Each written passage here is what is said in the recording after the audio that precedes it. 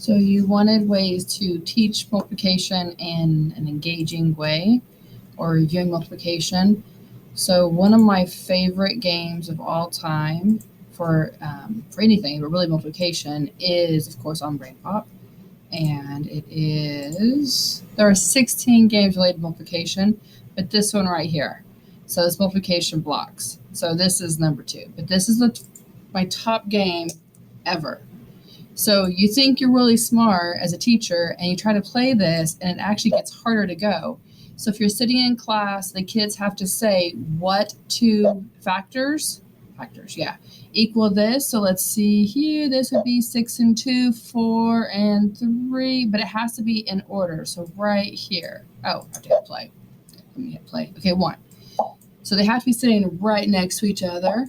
So the kids can be like kind of yelling out the factors, and then you're at the board, or they can be playing this on their own. You could also assign this game, but you think, oh, you're doing pretty well, but then you have to find these, but then also it gets faster as you go. So, but you can assign this game to them, and so that way they are, yeah, so, I'm gonna go back. Practicing the game, and then it has lesson plans to go with it, and then Sortify for multiplication as well.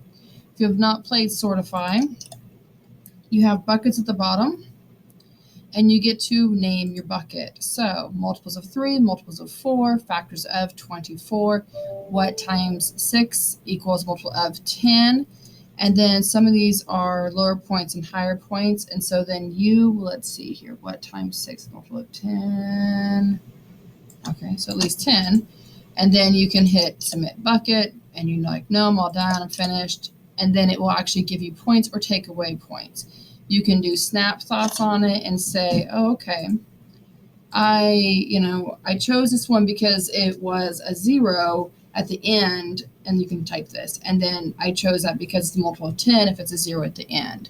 So you can have the kids type their thoughts on here. You can assign that or submit your game. You can assign it to them.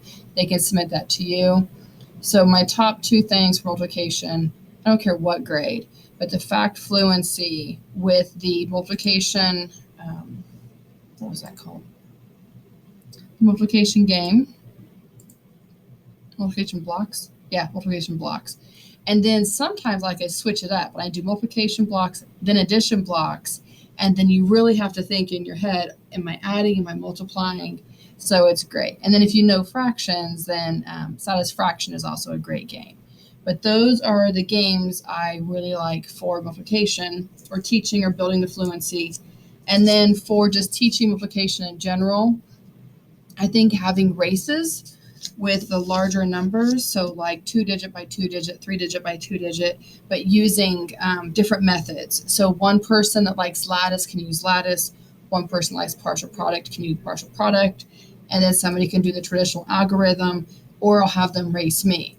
I don't care how you can solve it. You solve it on your desk while I'm doing lattice on the board, and I'm racing you, and I'm competing against you, and then we compare our answers. Okay, well, I had this and you had this. Why is it different? Did I miss a step here? Did you miss a step? So having races with that, I would also highly recommend Plickers, just mainly for assessment, but you can also ask questions. So you can do the multiplication questions and then have them solve and it, and then go ahead and show their answers. So let's see here, multiplication. So they already have some of these built. So they have arrays built. They have the different properties, equal groups. So these are already built for you on Plickers. So you can go through and do these, the skip counting.